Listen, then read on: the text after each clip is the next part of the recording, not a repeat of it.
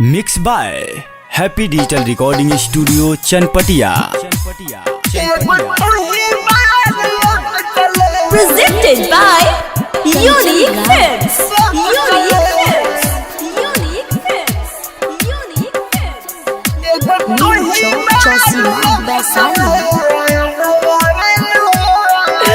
मुहबर मुरले हो साथ बार छोड़ले हो दूसरा के संग जाके दिला बार तुरले हो दिला बार तुरले हो कैलू ससुर नया जले हवेलू हो एगो तू ही बारुआ जले रोआवेलू हो एगो तू ही बारुआ जले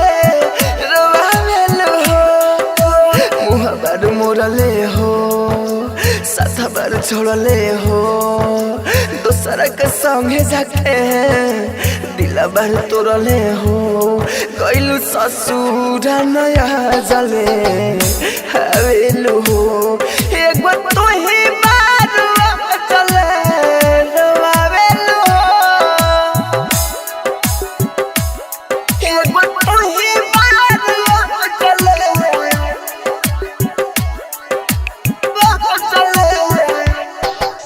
music director DJ Kanchan Raj Hajipur Vaishali.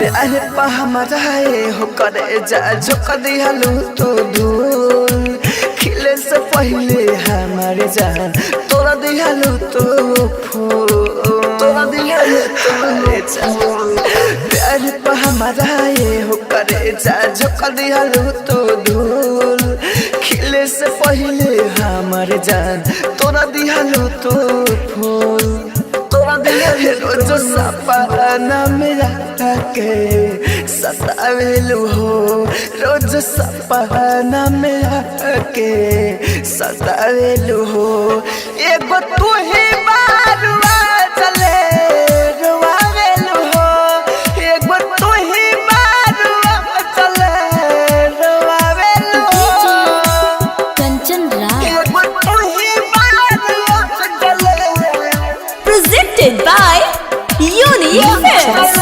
Unique Films. Unique Films. Unique Films.